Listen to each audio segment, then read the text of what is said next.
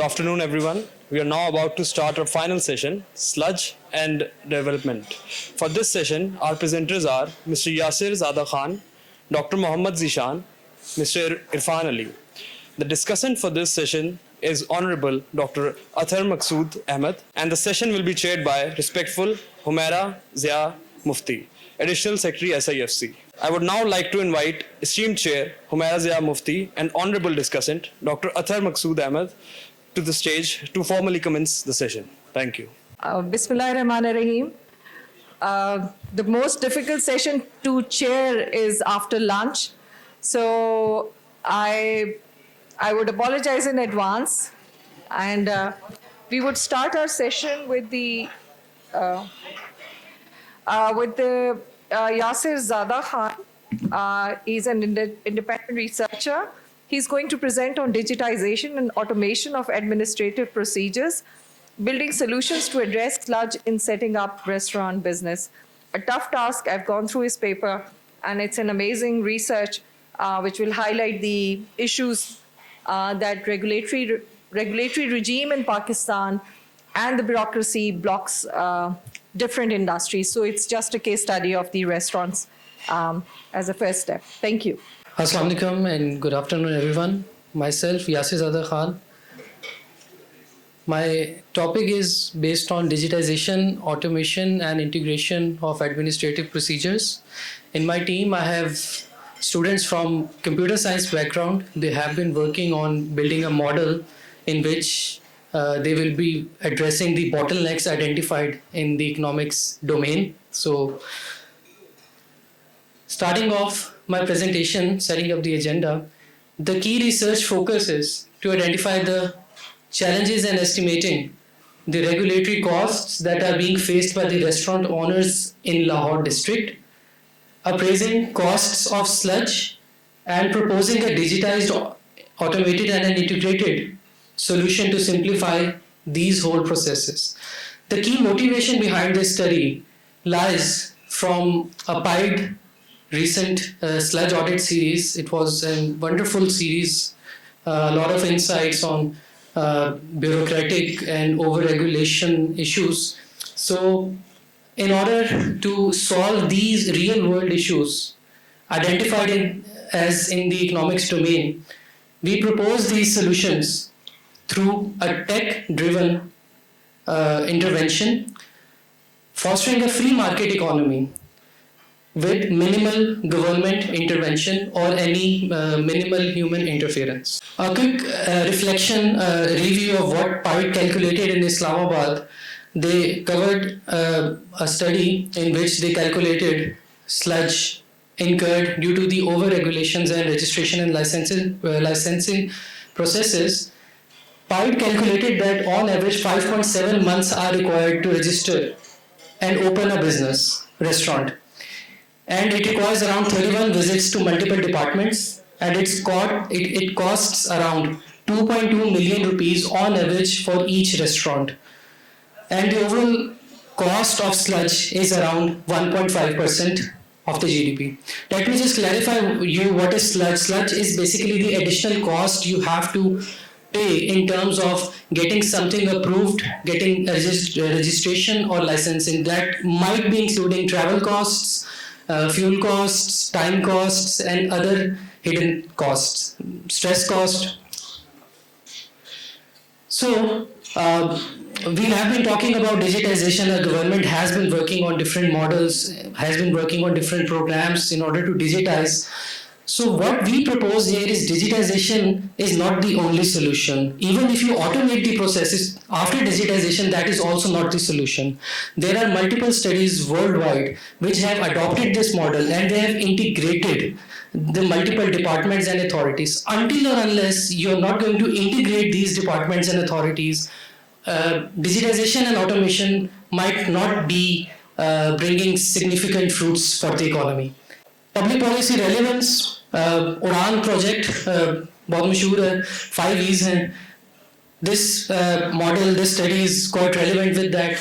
Plus, it is quite relevant with the framework of economic growth and contributes to multiple programs fostering digitization in Pakistan. थोड़ा सा मैं background literature बता देता हूँ. We all know कि AI का दौर है. Internet of Things are there working to streamline multiple procedures, cybersecurity, and there are a lot of other things. So we know all that. It enhances the public value and creates a confidence in the public for the government administration. Through smart governance, AI, IoT, and blockchain, it requires reforms that simplify the regulatory systems and accelerates the business registration. One of the key international best practices which I identified related to this project is Bashar. Bashar is an online platform being utilized in UAE. Bashar claims that within UAE, using Bashar platform, you can register and start operating your business within 15 minutes. And on their website, they have challenged even the high income countries and the other associated countries that we are the fastest in operating all these systems.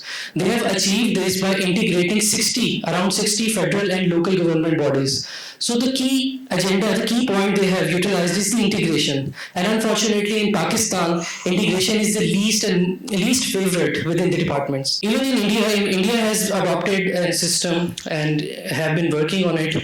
Overall, in New York City, the provision of food permits, in Dubai, in Western Dubai, there are a lot of international best practices available, and they all are focusing on integration. In our study, we have gone through multiple regulatory reviews and conducted reviews of different acts and rules, including the Pakistan Hotels and Restaurant Act, 1976 Associated Rules, 1977, all of these departments. The key findings, what I found in all these acts and rules, there are a lot of overlapping functions that are being appointed by the government. For instance, if you see the Department of Tourist Service, that is the department responsible to register a business, that is a federal government entity. So when you see these procedures, you have to download a manual form from the DTS and you have to get it signed from the controller. It takes time. Even you have to pay an open challan form and go to the bank. That takes time. Metropolitan Corporation of Lahore, it provides the approval of building plans and issuance of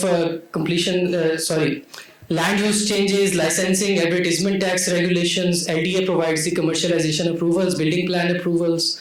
TEPA is going to charge 1 lakh rupees. That is a fixed amount. Even if you're going to open a small dhaba or anything like that, you have to pay that handsome amount of money. Environmental Protection Agency, they're going to investigate, they're going to inspect the premises. That is a 15,000 rupees minimum charges you have to pay. Local police is basically an enforcement agency. So during our study, the key point which I found out that most of the departments have been using local police for the enforcement of the policies, and sometimes the police doesn't know whose orders are they following, and even sometimes the restaurant owners doesn't know from whose orders the police is coming to intervene. Then there is DHA Cantonment Board. It has its own policies. That also includes Punjab Horticulture Authority. If you're going to open a small kiosk in a park, something like that, they have their own involvement practices.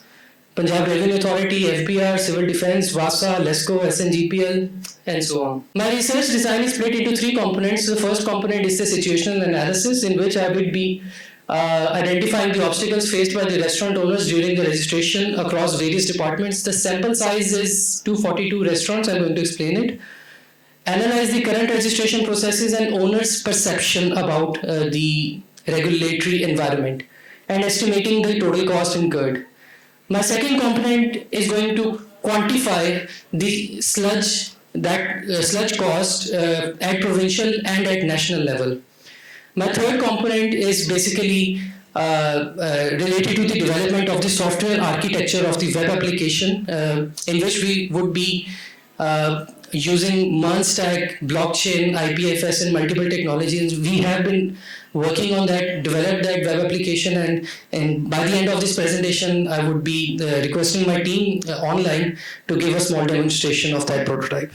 Using the Punjab Development Statistics Report 2023, the population size and from associated sample size 242. Now these 242 restaurants are taken from different high income, middle income and low income regions of Lahore. Even Androon ka jo old city of Lahore, DHA side, we have covered almost every area of Lahore. The key insights from field visits by the enumerators was that there was a lot of apprehension and corruption. Restaurant owners were very afraid to inform what the situation is going on. There are variable costs. In my research, I have identified that the registration, licensing, and approval costs have variations across the regions within the Lahore.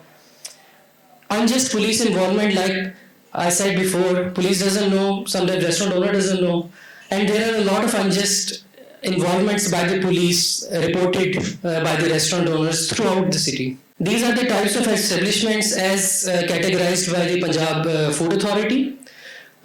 Years in operation, most of the restaurants were like a decade or 10 years. Age of the restaurant owners, I have starting from 17 years of a restaurant owner till 80 years of restaurant owner. The most of them were around 40 years. And number of employees. So there is a variation of the restaurant categories. Only 2% of the restaurant owners were female. Education, majority of them were from bachelor's, higher secondary and master's degree.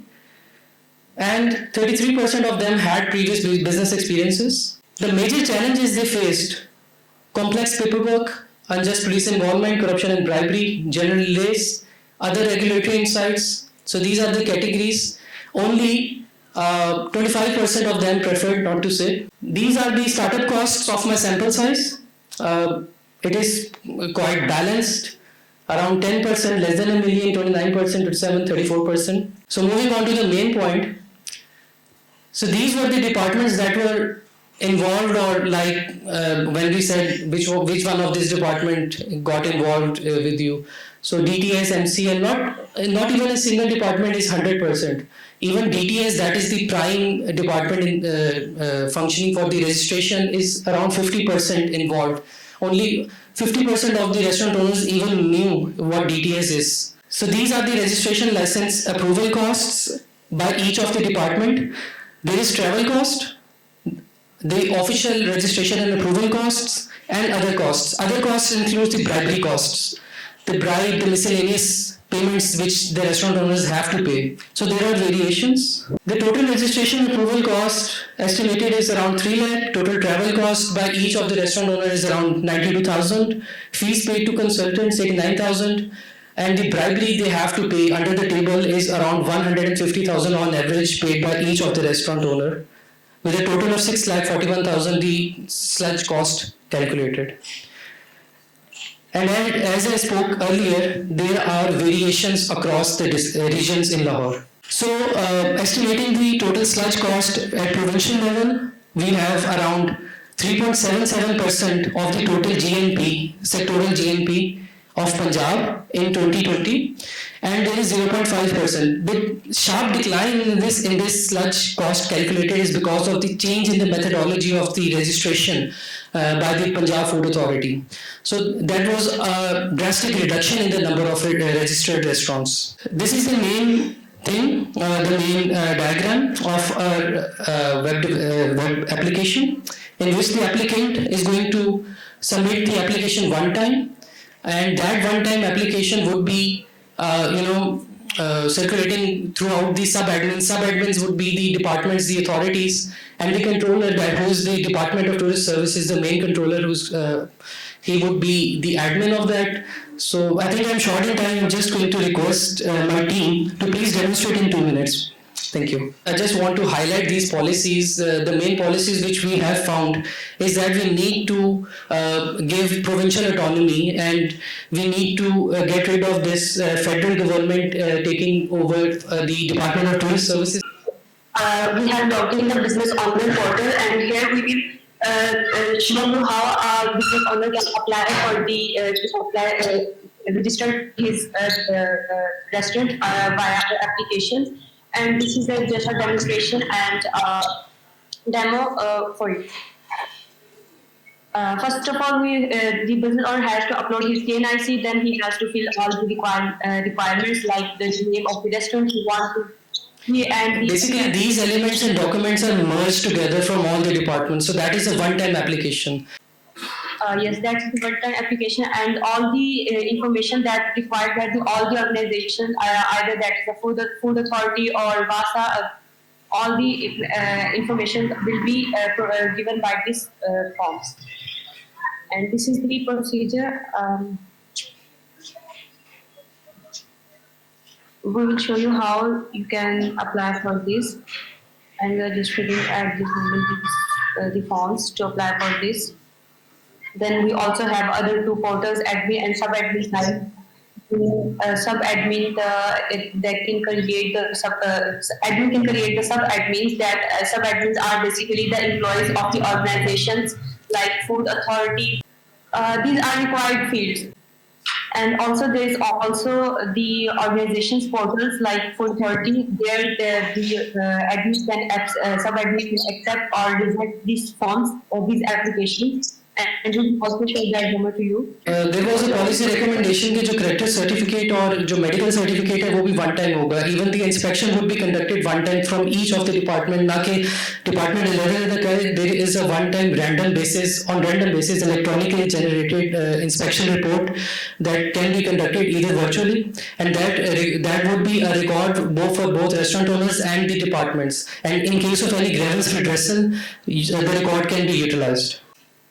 Next उसके बाद यहाँ पे जितने भी हमारे पास forms होंगे हम PDF लेंगे, और जिसमें यहाँ पे फॉर्म 29 आ गया, फॉर्म ए आ गया, ये सारी एक ही एप्लीकेशन में हम फैसिलिटी दे रहे हैं, तो अपना सारी चीजें यहाँ पे चेक कर लेंगे. मैडम, इसमें जितने भी रिक्वायर्ड डॉक्यूमेंट्स और एप्लीकेशंस हैं वो सब रेगुलेशंस के हमने अथॉरिटीज की मर्ज कर दी इन वन टाइम, और उसको नादरा के मॉड्यूल के साथ इंटरलेट किया है कि आप बायोमेट्रिक भी आपने अगर करनी है तो आप वो मोबाइल के जरिए से कर सकते हैं. You can also track the application that which organization is processing that application. And now we will show you the admin side, what admin can do. Here admin can see the list of sub-admins that are basically the employees of the organizations that are on board for this whole procedure. And next, this is how he can manage, he can delete the sub-admins also. He can also add the sub-admins in the portal. And this is the same procedure to delete the sub-admins. Sub-admins are basically the employees of the organizations. Okay, thank you. Thank you so much. Presentation की last slide चला दीजिएगा बस. These are the key places that I have identified which we need to address through the policy. Federal government to delegate the powers to the provincial government, the controller, the food safety officers. How can they play their key role by ordering for the inspection reports? The public analysts, municipal authorities, EPA, TEPA. Thank you.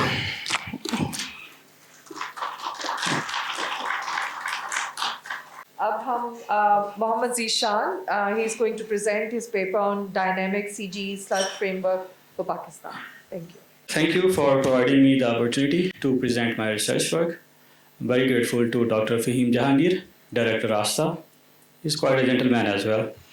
And also very grateful to my mentor, Dr. David Orden. He is available at the moment as well. Since it's 5 a.m. in the Washington, D.C., but he is joining us online. I'm very thankful to him as well. So I'll just start my presentation. As Yasser mentioned, the word is sludge in a micro study. You know, PIDE had almost 34 sectors of these with the related examples with sludge in different sectors and the services and the businesses. So my idea is simple. I just I won't focus much on sludge because Yasser already mentioned the micro element in detail, so I'll focus primarily on the macro side. There is sludge in all the sectors, production, agriculture, industry, services sector, but all the studies, they are separated. All the studies are individuals. Yasser's studies was individual, right? But when the different sectors or the industries, they interact each other, so their sludge also interact with each other. multiplier effect of the sludge will be higher compared to the single study in the general equilibrium framework. The general equilibrium framework is where all the sectors of the economy interact with each other. So this is the simple idea. The sludge, PIDE says that, so we all know what is sludge, a lot of documentation, waiting in lines, multiplication of the documentation, waste of time and waste of money and waste of energies and tension. So this is broadly sludge. So PIDE had a lot of studies, as I mentioned, like they focused on 34 sectors, agriculture, manufacturing, services, all kind of sectors. And the result is that it contributes, the aggregation of sludge is almost 50% of the GDP. It's a huge number, that we face every year, in a year, due to the sludge in all the business activities. As I mentioned, that they are all micro studies, so I will be working on the general equilibrium, aggregating the interdependencies between all the sectors and the services in the economy. So at a macro level, so we need a framework, right, to play on a bigger macro level. So my idea was we should use a CGE framework for these studies, and I'll be working on how domestic commerce, international trade, and investment. PIDE micro studies, they don't focus on these sectors because they focus on the micro sectors, micro lens.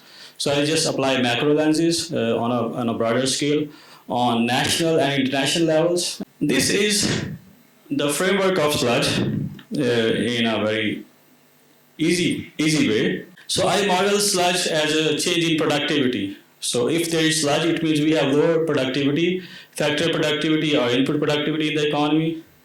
So I match these productivities with the PIDE studies. They are all available online. All the data is available online. We have sludge audit volume 1, we have sludge audit volume 2 and 3. So the data is publicly available, and the productivity levels were matched with the PIDE studies. And it also provided me the micro foundations, When we do a research, you need a baseline, micro foundation for any study. So these studies were helpful to provide me a baseline for my studies. Baseline, in other terms, it could be a minimum value for something, right? If you want to simulate something, you need a baseline scenario. So it's kind of provided me a baseline scenario to run my simulations that what would happen if we remove the sludge. So that's the general equilibrium model, where it comes, I ran the CG simulations. That's the scenario. The baseline scenario is we have sludge in the Pakistan's economy, and the simulation is what would happen if we remove sludge in all the sectors. At the moment, PIDE has conducted sludge in 34 sectors. If we include YESA study, it would become 35 sectors, but still there are many sectors that are missing, so we don't include that sectors, only the sectors where PIDE studies, so the 34 sectors. In a general equilibrium multi-sector analysis, so this simulation is, we remove sludge in all the sectors of economy that are conducted by the PIDE, the 34 sectors. So we see that SIFC should notice that we see a spike in investment, 300% increase in investment. So at the moment, what is investment to GDP ratio? It's almost 9%, or between 9% to 10% of GDP, investment to GDP ratio, But when we remove sludge, the investment increases by 300%, or 3 times compared to the existing investment level.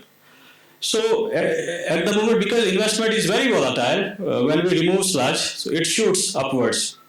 And in the later year, it increases, but the increase is not that much. So we also see increase in GDP, and we also see increases domestic rate of return. If we look, PIDE study says that the increase in GDP, the fall in GDP due to sludge is 50% of the GDP, right? So if we remove sludge and we look at the last bar, so the gray bar, it's almost 60%, close to 60%, right? So it's almost equivalent to the amount of GDP, amount of the sludge. We reduce sludge 50%, the domestic rate of return shoots by more than 50%. It reaches to 60%, or I think 65%, somewhere like that.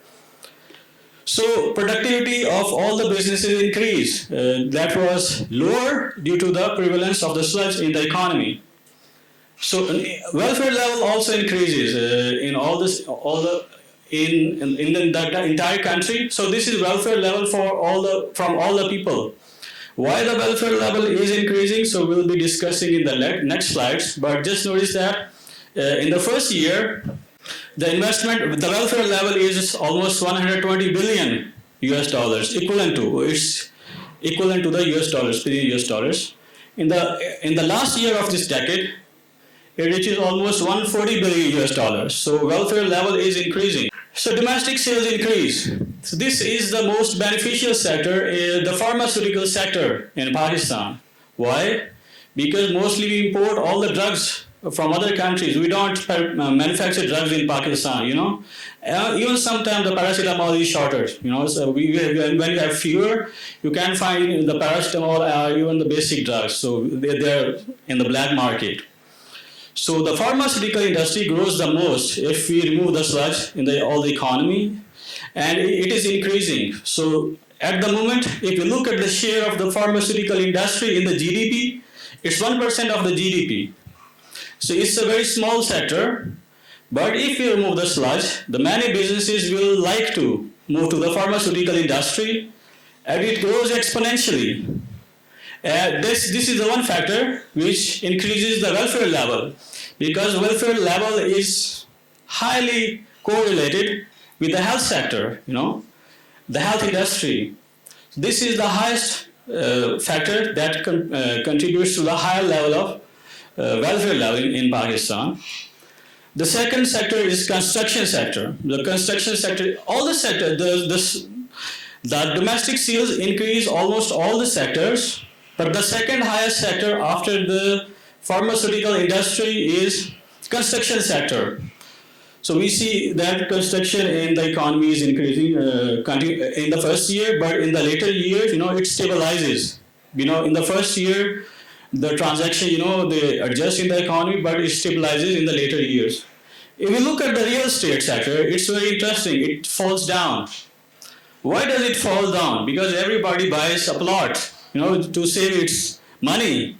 We have a tendency in all over the Pakistan. We have no business to save our money. We can't just keep the money in the banks, We always have negative interest rate in Pakistan. We never had a positive interest in Pakistan. So we never earn something in real terms, even if you invest all your money in the bank, Every next year you just lose your money when you invest your money in the bank. So what do people do? They just buy a plot, they buy a file. So most of the investment is directed to the real estate sector.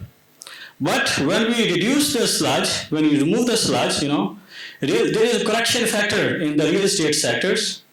Money goes out from the real estate sector to other sectors of the economy, which are now more productive in the country. So overall private household demand increases. This is the welfare increase, when households increase their consumption, they demand, the welfare level increases because they have a higher level of income. On average, they have higher level of income, they increase demand. You see, the demand for the pharmaceutical products increases the most, which causes the highest level of welfare level. The second highest level of demand is in the construction sector, So these are the two factors that are behind the primary welfare increase in the society in Pakistan. The demand in other sectors also increase. We are less reliant on the imports of the pharmaceutical industry because the domestic industry will be sustainable. We will be manufacturing pharmaceutical products locally, so demand for the imported products will reduce drastically. And same is the demand for the imports in the construction sector. We import a lot. We use a lot of imported products, so we will be self-reliant in these two sectors. These are the driving sectors of the economy. that will give the economy a boost. These are the other two sectors. We see that they are mostly the impact is positive, except the judiciary. So but most of the sectors they go positive. Okay, this is the conclusion of the study, the concluding slide. Pyatt says that the impact of the sludge is 50%. It's legitimate in terms of micro studies, but when we move toward a general equilibrium analysis, the multiplier effects, it increases the cost by 8%. So the cost of sludge increases from 50% to 58%. So what is the conclusion and recommendation? So we need to focus on the pharmaceutical and the construction sectors. So these are the priority areas which have very high impact sectors. In the pharmaceutical, we need research and innovation. We need to direct funds and the policy that promote research and innovation in the pharmaceutical sector. And the construction, we need better infrastructure development, for the construction sector in the economy. We have a lot of housing society, but if you look at them, people just have lots. There is no construction. We have housing society till the airport in Islamabad and till the motorway of Islamabad. But you see, they are just empty plots. There is no construction. So it's just the waste of resources. So money will be redirected from the plot to the construction activities in general. We don't have that much of high-rise buildings as well, because the sludge is the highest in the high-rise buildings. It takes 4 years to get all the permits in the high-rise buildings, and the cost of sludge is in the high-rise building is the highest. It's 17.5% of the GDP. In the pharmaceutical sectors, it takes 2 years to get permits and all other stuffs, and the cost of sludge is 2.34% of GDP in case of pharmaceutical sector. These numbers are available publicly in Pyatt studies. So the second reform is we see that there will be correction factor in the real estate sector, right? So we can't just speed up the process. We need a phased transition strategy, that how to encounter the high transition phase in the real estate sector, because almost everybody has a fire or plot in Islamabad mostly. So everybody will be affected if you just speed up the process. We need to a transition strategy and gradual reform process, not the immediate process, but a gradual process. So this is the final recommendation. There will be a decrease in imports for pharmaceutical and construction sector, and we see a domestic growth potential in our sectors. And we also focus on how to focus on the export development. If we increase the domestic pharma, we also make it exportable. How to increase our exports of pharma globally, like our neighbors. They have a very big pharma industry and they also export. So we need to focus on their strategies and a balanced trade strategy. Thank you. Thank you, Zishan. Very relevant presentations. Both are the focus of SIFC, and I'm really pleased to hear from you that this real estate, which is holding up 70% of the wealth of Pakistan, is unlocked, and I'm really glad to see your findings. And pharmaceutical has come up as a surprise because of the low level of sludge. So now I would like to invite our third speaker, which is who is Irfan Ali from Balochistan University of Engineering and Technology from Quzdar.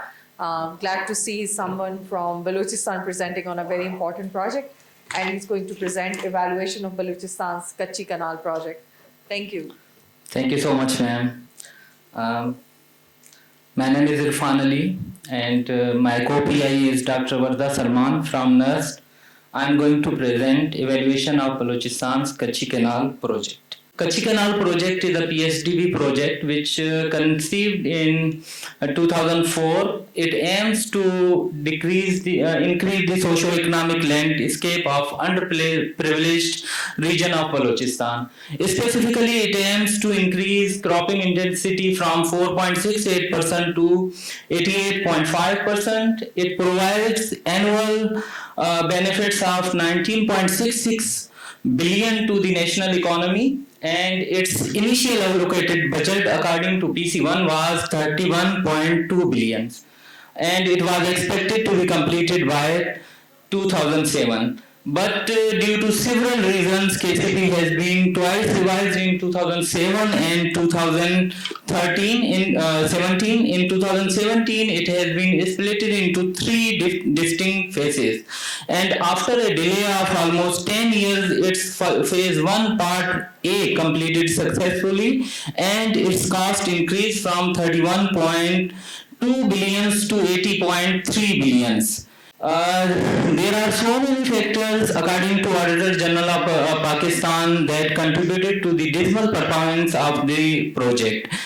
These include poor contract administration, numerous design modifications, and insufficient internal controls.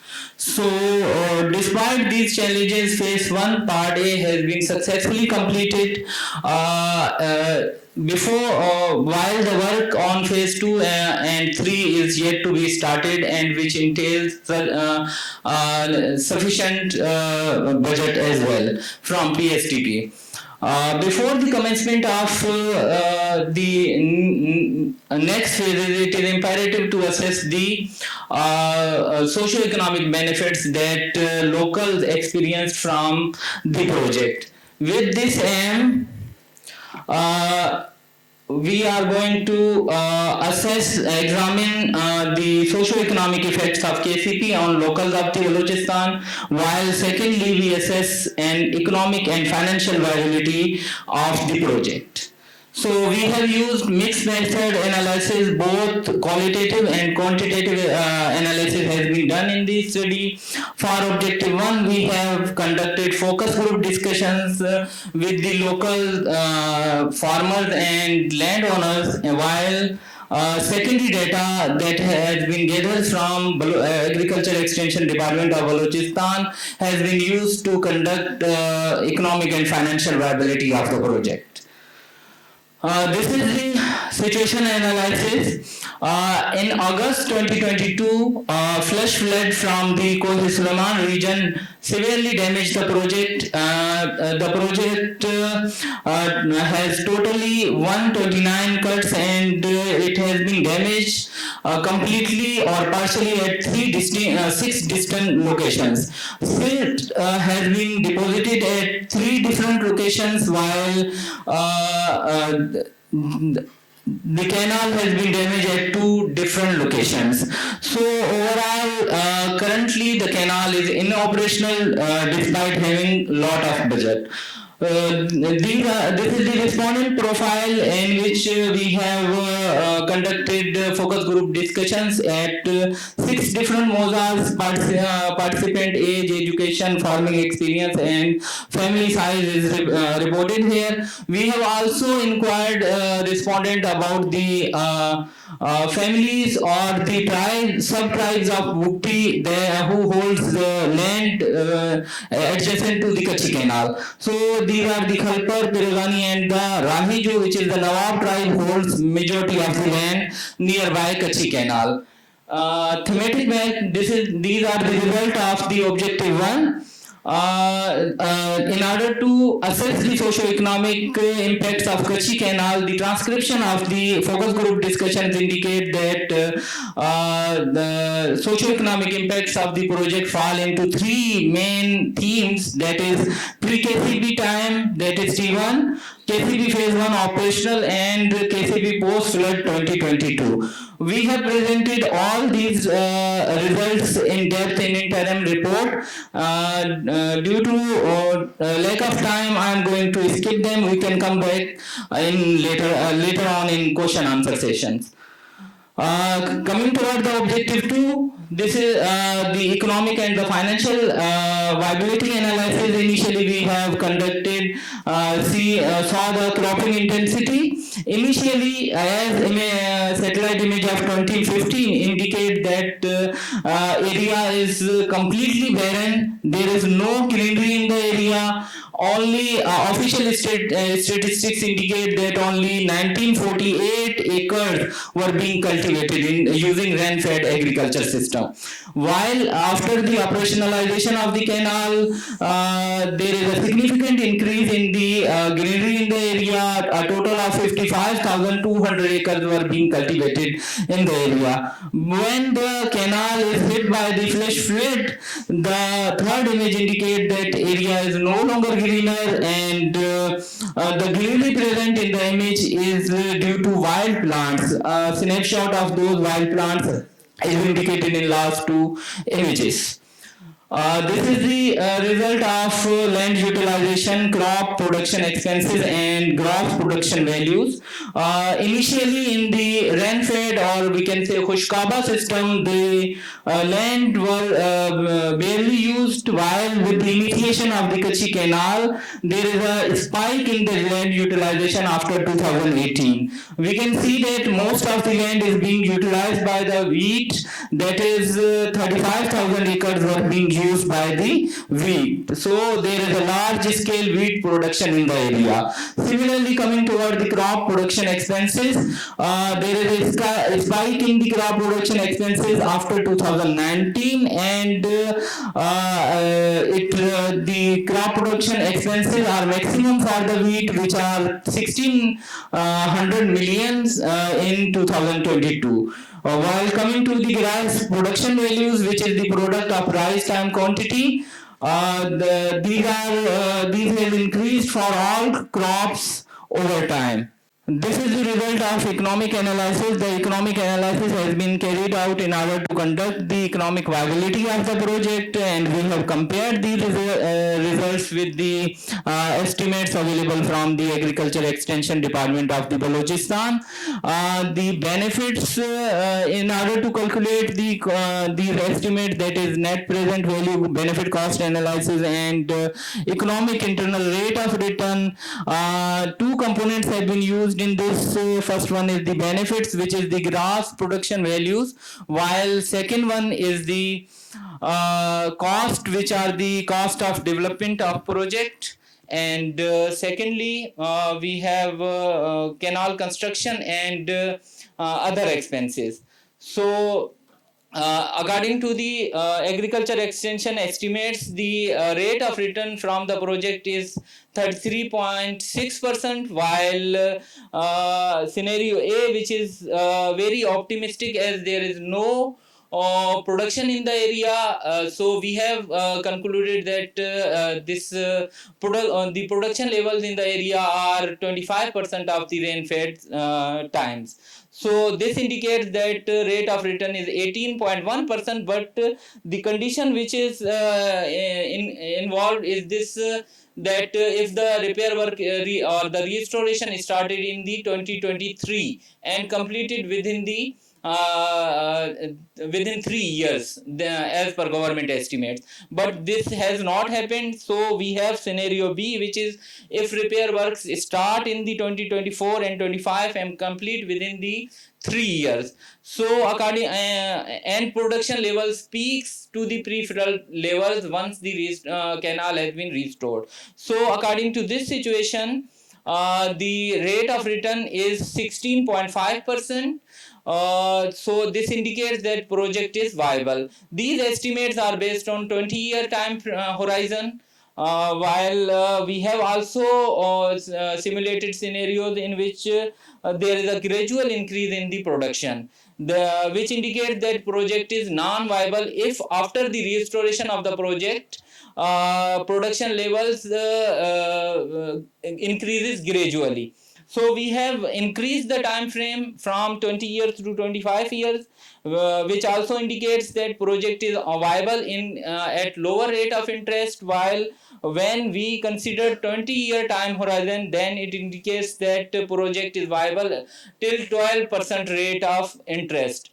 Similarly, coming toward the financial analysis, we can see that same results are present while in scenario C project is non-viable, and in scenario C1 project is also non-viable according to benefit cost ratio.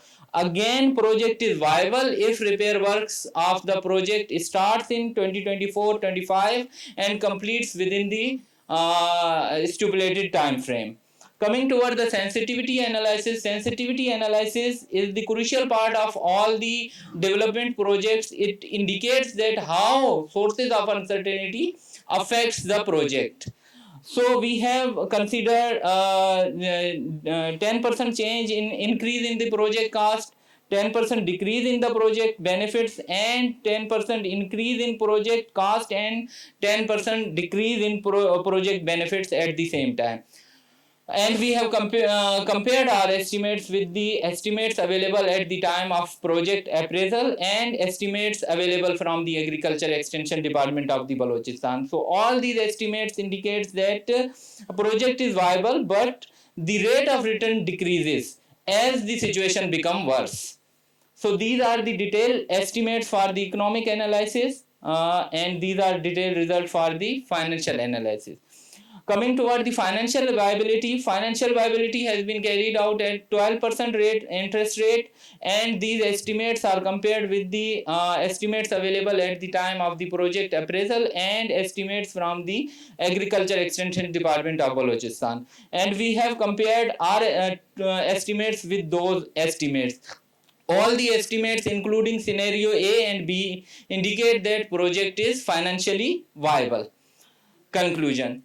As KCP has been conceived in order to change the landscape of the underprivileged regions of the Balochistan, so initially KCP has substantial impact on the socio-economic indicators after its operationality, but as the flood hit the canal, these benefits have only realized for 2 to 3 years, and a massive amount is required to make the canal operational.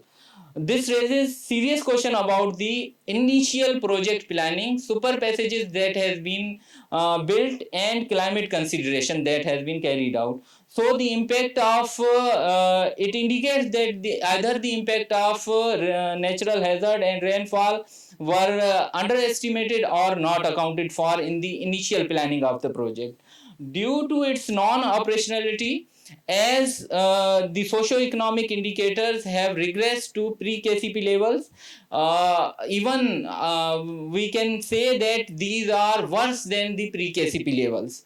The finding of the financial and economic analysis indicate that canal is economically viable only if construction starts in 2024 and 25. This study concludes that any delay or any flash flood in the future and any delay in the restoration work would make the canal financially non-viable. Policy implications, we recommend that there should be project need to be made climate resilient, and this can be achieved by devising the flood control and resilience strategies. Moreover, this phase 2 and phase 3 should also be made climate resilient. KCP is a classic example of the project mismanagement, so there is a need to investigate the root cause of these delays, as this was out of scope of current study. Government of Balochistan also need to conduct some socio-economic support programs in order to rehabilitate the lands which may be in form of the financial aid, subsidized inputs, and interest-free loans. There is also need of skill development programs, training, and alternative livelihood options as well. Another issue that is likely to emerge in the future when canal restores is the land disputes. So government need to address the issue of the social and armed conflicts by promoting dialogue among different stakeholders and by involving law enforcement agencies and tribal leaders if possible. Thank you. Here are the glimpses. I have selected 2 pictures which are self-explanatory. This is the current situation of the canal. I visited there, और ये वो जगह है जहाँ मुझे पानी नहीं मिला सर जब मैं गया था वहाँ पे। तो इसके लिए I have to travel 30 kilometres to find out water, and this water was available there. Thank you so much sir. Thank you, Irfan, for a very important study. I think what you have highlighted brings to fore the importance of planning of such facilities or projects in Balochistan, जिसकी बहुत ज़्यादा national security repercussions and looking at the place of Puzdar, which is now becoming the hotbed of insurgency and also terrorism. So I think this project should be adopted ASAP, and I think your study will provide that that motivation to look at this important project of national significance. Thank you. Now I invite Honorable Athar Maqsood Ahmed, Professor of Economics at NUST, to comment on these studies, and after that we will take questions from the House. Thank you. Assalamu alaikum. Last session, last presentations in front of very tired audience. We had 3 very important studies. The first one is the continuation of the sludge series. And they have mentioned already, PIDE has already undertaken so many studies on sludge, and they are printed in sludge 1, 2, 3. And this is a continuation, and this focuses primarily on the restaurant, hotel and restaurant business in Lahore, and obviously Lahore being the capital of Punjab, and Punjab also. क्या निकला इसमें से? The things that we already know, that there are multiplicity of organizations harassing at times, and there are a plethora of regulations, permissions, inspections, which make these businesses unprofitable. Now, what is the contribution of this study? I think there are 2. The first one is that they have tried to estimate the cost of sludge in the hotel industry. And the second one is obviously they have given a web-based solution, tech-based solution, how to overcome this sludge in this business. I think there is no dispute on this. All things are very well known to us, and the only concern about the study is that it is entirely based on the perception of hotel and restaurant business owners. There is no accommodation for consumer-related grievances. My concern basically is when will this time come when we are not fed dead animals, donkeys, dead chickens? Who is there to protect consumers? And this is happening. While everything else is happening, they are bothered by so many people. The consumers are also bothered by the restaurant owners. Not everybody, but there are. So as long as this tendency continues, there is a need for supervision. And this type of supervision is always there throughout the world. Saudi Arabia chale jaye, America chale jaye, sab jagah pe food authorities are there and inspectors are there. We only have to adjust their behavior. So that is what. The second study is a technical study based on CGE model. And we know that CGE type of models are Keynesian types, alternative to Keynesian type of model, where policy analysis is undertaken. This CGE model is GTAP based, which is a modern version of trade-related model. Using the parameters or the estimates of earlier studies, इन्होंने number crutching की और करके तो हमारे आगे रख दी क्या लो खाओ. And these CGE type of simulations are alternative solutions. ये नहीं तो ये होएगा, ये नहीं तो ये होएगा, ये नहीं तो होएगा. मेरा क्वेश्चन यहाँ पे is very simple. how easy it is to remove sludge. Where is the magic wand? And I can name so many other organizations कि जहाँ पे there is so much sludge. One has to be careful. Madam बैठी हुई हैं इधर, government को represent कर रही है. गवर्नमेंट में बड़ी क्लैरिटी रिक्वायर्ड है कि what is doable and what is not doable. Everything under the sun is not doable. We only have to talk about those policies which are doable. शायद इसका ख्याल कर लेते तो बहुत अच्छा हो जाता, पेपर में जान पड़ जाती. यानी बैलेंस्ड अप्रोच रिक्वायर्ड होती है, ये नहीं कि न्यूमेरिकल सॉल्यूशंस दे दो which are not doable. The third paper is a very important one and very startling and eye-opening. वो कौन लोग हैं जिन्होंने इस प्रोजेक्ट को कंसीव किया था? कौन लोग हैं जिन्होंने इसकी कॉस्ट बेनिफिट एनालिसिस की थी? वापडा के लोग हैं. Why they are not held responsible for this? उन्होंने वेदर रिलेटेड जो प्रॉब्लम्स हो सकते थे, why they did not anticipate it? उनको क्यों नहीं पनिश किया जाता? ये नहीं बोलेंगे, ये स्टडी वाले नहीं बोलेंगे क्योंकि इनमें जान नहीं है. ये मेरे जैसा रिटायर्ड आदमी बोल सकता है क्योंकि रिटायरमेंट के बाद आप में जान आती है बोलने की. पहले तो आप सारे मुर्दा होते हैं, नौकरी बचाओ मुहिम पे लगे हुए होते हैं. नौकरी बचाओ मुहिम जो है ना, वो आपको सॉल्यूशंस नहीं देती. You have to be bold to give proper solution. कहाँ है वो लोग जिन्होंने ये बेईमानी की थी? While canals in Chulistan are being dug, while Kachi is being ignored. I need a solution. I need an answer. Thank you.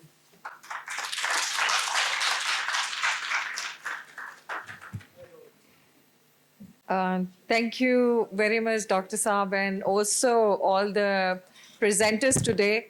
I'm not representing SIFC as such, but something forces me to speak on this issue of the culture. अब जैसे यहाँ इस hall में बैठे हैं, हम समझते हैं ये जो स्लज है और ये जो चीज़ें हैं, ये कहीं बाहर से किसी और की बात हो रही है, वो हम नहीं है. Throughout this conversation, I saw that people were, majority of the people, I'm not complaining, as Pakistanis, we have become so relaxed. हम समझते हैं ये काम किसी बाहर की बात हो रही है, किसी बाहर के बंदे ने ये काम करना है, ये शायद गवर्नमेंट ने करना है, हमारी कोई रिस्पॉन्सिबिलिटी नहीं. अब जैसे कंज्यूमर साइड आपके उसमें मिस हुई ना, आप जब वो डिस्कशन कर रहे थे, या कच्ची कनाल का जो प्रोजेक्ट है उसमें अकाउंटेबिलिटी का पर्सपेक्टिव को बिल्ड करना, एक्चुअली हमारी एक बड़ी कैजुअल सी अप्रोच है हर चीज़ के लिए. गवर्नमेंट में भी है और ये प्राइवेट सेक्टर में भी है. मैं एक्सपोर्टर्स के साथ, when I was working at ministry of commerce, I was looking at the exporters of Pakistan के. अगर आप इंडियन एक्सपोर्टर को देखें तो वो बिलियंस ऑफ डॉलर्स से उसको क्लाइम करने की कोशिश करते हैं. हमारे वाले जब एक्सपोर्ट करके उसके बाद सबसे पहले वो रियल एस्टेट में पैसा लगाते हैं और सबसे पहले एक हाउसिंग सोसाइटी बनाते हैं. सो that's the kind of culture we have promoted as a nation. So you cannot blame a particular organization or a government. I think it's embedded in the culture, in our socio-economic जो socio-cultural norms हैं. तो जब पाइट की रास्ता जो आपका ये है स्लज स्टडीज हैं, I think it should also look at the anthropological aspect and also the cultural aspects. कि why this Baradari system, why this bureaucracy is designed the way it is, why bureaucracy fails to deliver despite having the 90% foreign qualified आपके civil servants हैं, where the reform is required, how the reforms fail. तो आज ही मैं Trump का और वो जो सारा एलॉन मस्क का जो सिस्टम जो वो लाने की कोशिश कर रहे हैं, government efficiency, and I was going through that. So when you don't change, somebody else will come and is going to force you to change. So बेहतर ये है कि आप खुद अपनी रिस्पॉन्सिबिलिटी को रिकग्नाइज करें. और ये जो स्लज है, it has become now a norm in our bureaucracy and also whatever the form of bureaucracy it is, or even the political systems that we have in Pakistan. So I think all these aspects need to be addressed, and I would request PIDE to look at the culture. And now I would ask the audience to put their questions kindly. Ji sir. Okay, I'm Kareem Khan. I'm associate professor at PIDE. And actually I have a question from Zishan. Sludge by definition is static cost to producers or investors, while productivity is the output per worker. While the finding of the study is that decline in sludge increases productivity. I don't know what is the theoretical link. I don't see any theoretical link because sludge is just static cost. How does it affect productivity per worker? I really don't understand what the author says about this. Thank you. This is Dr. Saba Anwar. I'm a research economist at PIDE. Very interesting studies. My suggestion is about the third study. PIDE के अंदर काफ़ी काम हुआ है जिसमें हमने PhD programme को भी एनालाइज किया है, multiple papers on it and knowledge briefs also. और इसके अलावा उसको बेस बनाकर आई थिंक ये जो रिसर्चर्स हैं उसको यूज़ कर सकते हैं. डॉक्टर अतर ने जिस तरह कहा कि उसकी अकाउंटेबिलिटी के बारे में बात कर सकते हैं. पाशा साहब की भी एक स्टडी है, पाशा साहब इस वक्त नहीं है, जिसमें उन्होंने टाइम ओवररन, कॉस्ट ओवररन के अलावा करप्शन का भी बताया है कि हर PhD प्रोजेक्ट में ऑन एवरेज 15% करप्शन भी होती है. दूसरा जो मेरा सजेशन था वो ये, या कमेंट कह लें या मैं एक क्लैरिफिकेशन चाहती हूँ कि देखिए इसमें PC1 बार बार रिवाइज हो रहा है, उसकी भी कॉस्ट होती है. Have the researchers included that also. और तीसरा ये है कि देखिए प्रोजेक्ट के अंदर जो डिले आ रहा है, क्या वो कॉस्ट भी इसके अंदर इनकर की गई है, कैलकुलेट की गई है कि नहीं.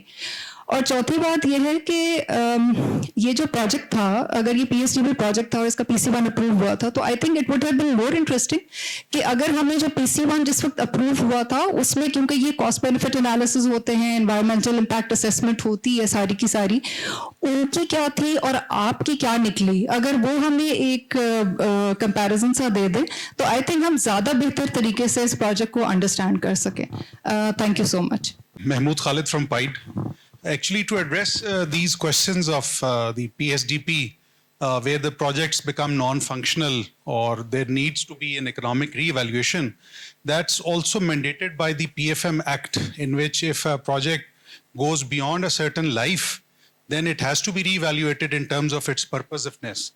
But I believe that before going to the project level, we also have to see the other aspects in which the fiscal sustainability and the opportunity cost which one has to bear. Even though if the projects at individual levels may look very feasible, but from the financing perspective may not be that much of a viable option, because economic rate of return is one aspect, but the overall size of the project, how will it be running in the future, who's going to maintain it, so many other things also have to be seen. So I totally agree with Dr. Saba's comment that instead of looking at individual issues, we have to think about reforming our public sector development program once for all. Although the public sector development manual has been improved a lot, but its implementation in letter and spirit is something which is required. For example, PIDE has also done very good work on the principal accounting officer, on the rules of the business as well. So many governance aspects need to be seen together. It's a kind of a holistic approach.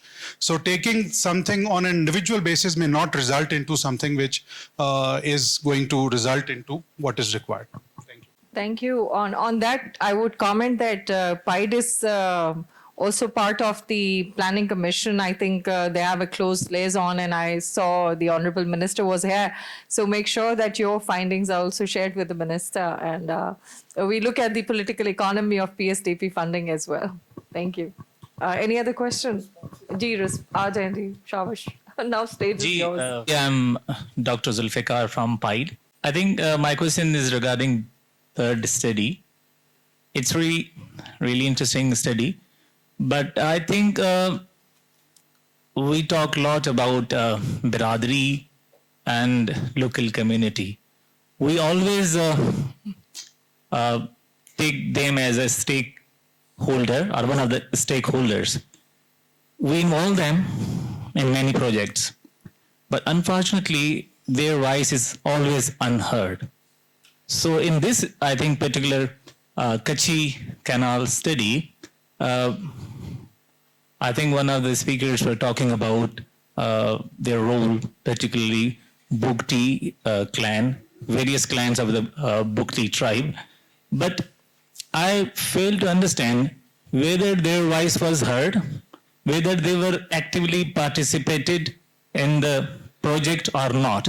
Because what we see actually, building on Dr. Sabah's question, why is there every time region of PC1? So we don't want to go too far away to Kutchi plan. You can look just at Ring Road. Up you see Ring Road has been, PC1 has been revised twice. So you see, when you revise PC1, only the government or the officials from government are always involved without taking into account the voice of local community. So my concern is local community is always missing from decision making. So you need to basically take their concerns as well. Thank you so much.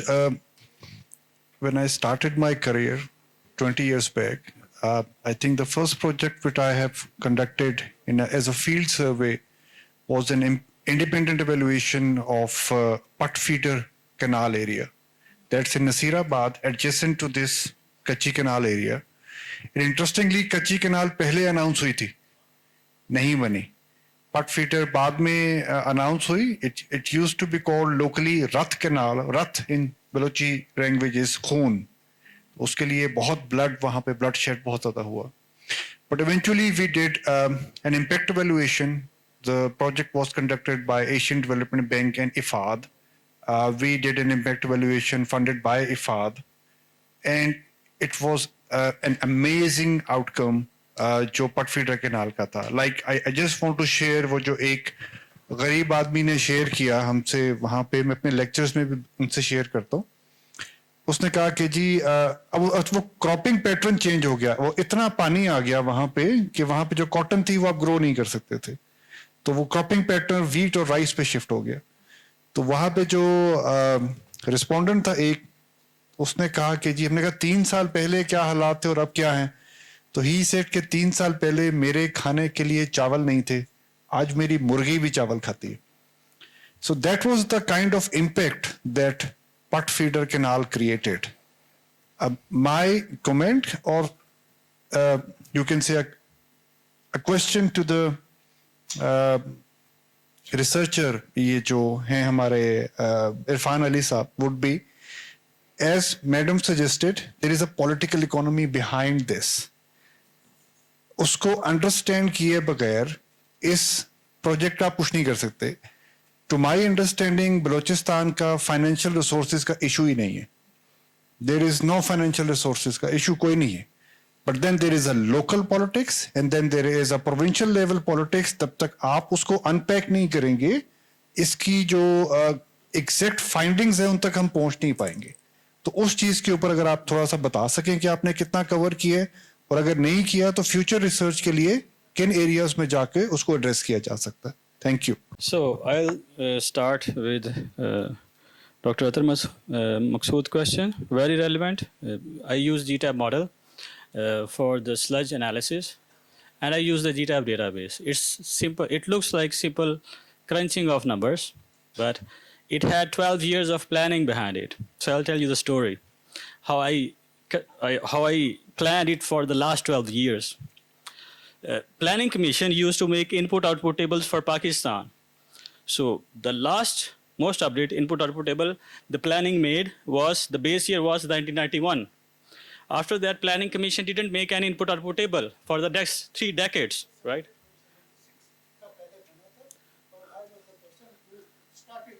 Yeah, that was the first one.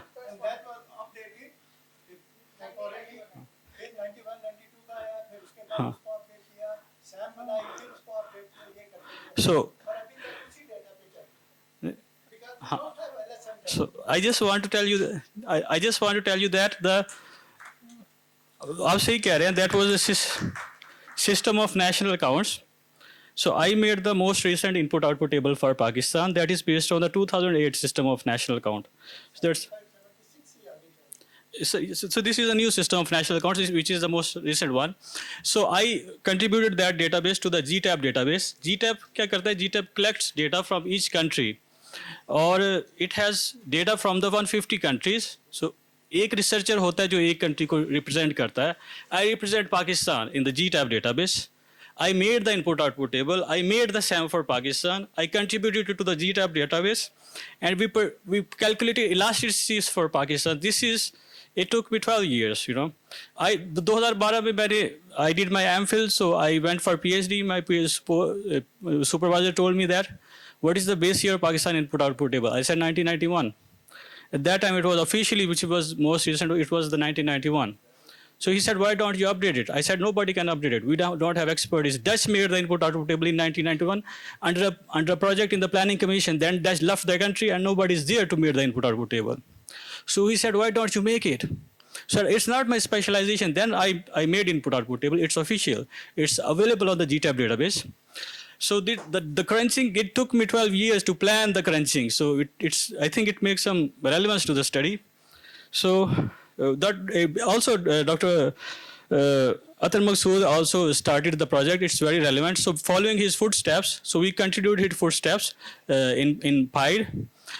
So PIDE represents Planning Commission as well. So I think it's the contribution of Planning Commission as well in the academia, that we are following the legacy of Dr. Athar Maqsood to continue his work on the input-output table and the social accounting matrices.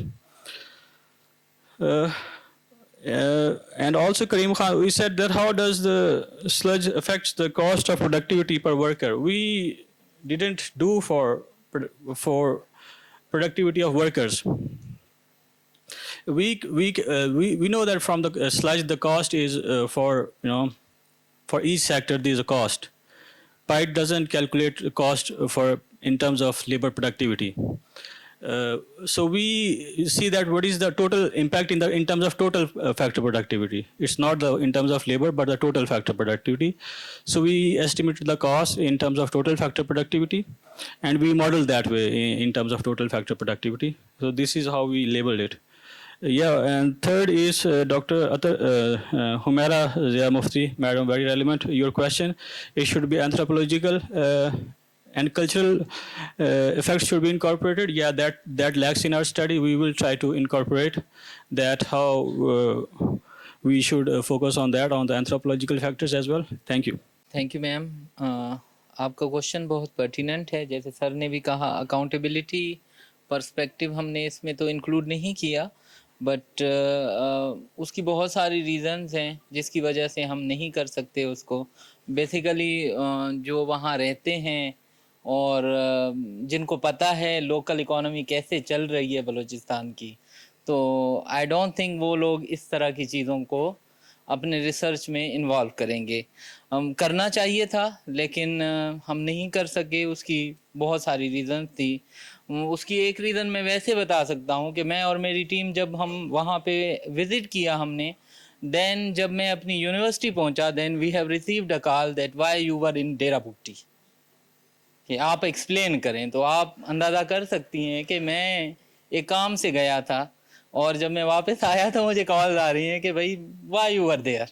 तो और भी बहुत सारी reasons हैं जिसकी वजह से हम इस तरह की चीज़ें नहीं कर सके. सेकेंडली कॉस्ट, अगर कॉस्ट की हम बात करें तो कॉस्ट जो हमने प्रोजेक्ट में इंक्लूड की है, ये वही कास्ट है जो हमें officially agriculture extension department of Balochistan ने कन्वे की. उन्होंने हमें बताया कि it include civil work, development and management of the project and technical assistant. I believe के टेक्निकल असिस्टेंस में वो सारी कास्ट इंक्लूड होंगे, जो फिजिबिलिटी एनालिसिस है या PC1 है, वो सारी चीज़ें उसमें इंक्लूड होंगी. और coming toward the question related to the political economy, local politics and provincial politics, तो ये एक बहुत ही कॉम्प्लिकेटेड टॉपिक है. अगेन जब मैंने वहाँ पे विज़िट किया तो हर कोई ये क्लेम करता है वहाँ पे कि ये लैंड हमारी है. जिस तरह सर ने बताया कि जब पट फीडर बना तो उसका इनिशियल नाम था रत के नाम से, ब्लड के नाम से था कि इतनी ब्लड शेड हुई है. तो इवन अब ये जस्ट एक छोटा सा पार्ट है. ये जो कच्ची कैनाल है दैट एरिगेट 713,000 एकड़, और उसमें से जो हमने ये स्टडी की है that is only a small portion which irrigates only 72,000 acres. तो आप समझें कि मोर देन 80% अब कच्ची कैनाल का काम रहता है, जो कि जिन लैंड्स में इसको जाना है वहाँ से इसने गुजरना है, तो वहाँ पे क्या हालात होंगे जब ये वहाँ से गुजरेगा। तो बहुत सारे स्टेक होल्डर्स हैं, हर कोई ये क्लेम करता है कि ये हमारी ज़मीन है, और जो मैंने स्टेक होल्डर्स आइडेंटिफाई किए ये जस्ट एक सुई तहसील है, छोटा सा पोर्शन है, वहाँ के लोग हैं, और वहाँ पे भी आज हर कोई यही कहता है मेरी ज़मीन है, फलाने कब्ज़ा की है। और मेरे जाने से पहले मेरे स्टूडेंट्स हैं, दोस्त हैं यहाँ पे नस्ट में, तो उन्होंने बताया कि भाई चंद दिन पहले कुछ लोग जो है वो मारे गए हैं इसी टसल में। तो आप जाएं तो आप हमें बताइएगा, हम कुछ आपके लिए कर लेंगे। Thank you so much sir. I just wanted to add a small point in that. एक टूरिज्म का प्रोजेक्ट की एवेल्यूएशन सिमिलर एक की थी, that is a donor funded project, world bank का था। तो 2017 में उसकी एनपीवी की वैल्यूज जो निकाली गई थी वो अजम्पशन आपके पंजाब टूरिज्म की थी, और अजम्पशन में हमने मेडागास्कर के टूरिज्म स्टैटिस्टिक्स यूज किए हुए थे उसके अंदर। तो उसको फिर क्रिटिसाइज किया गया, फिर उसको दोबारा बनाया गया। Just want to add something इस पॉइंट से कि हमारा जो स्टैटिस्टिक्स का निज़ाम है, डाटा कलेक्शन का निज़ाम है, एंड ड्यू टू दैट जब हम एनपीवी और assumptions baseless without backing up with real data हम जब अजम्पशंस यूज करते हैं, we need to sort that out. So for that we really need to improve our data collection mechanism, statistics, tourism statistics हमारे पास नहीं है बिल्कुल भी, हमें उस पर काम करने की बहुत ज़रूरत है। Thank you. Thank you very much. बहुत interesting research papers were presented, and I think for us as civil servants and also at SIFC, I think these studies have value, and I would request that you may kindly share your contacts, and we might be inviting you to make a presentation. And what you have highlighted from Balochistan, I think it again brings us to the point of the cultural dynamics and the ethnic politics, which are still there. I think probably we owe it to the origin of Pakistan. It's a fairly recent country, 75 years of age. So the state has an active responsibility to bridge these gaps, but also the people have the responsibility to learn from the world, where they have to give in for the overall development of the society and their people. So if a canal is being built or if a road is being constructed, why would you call a canal or a neher कि ये खून की नहर है?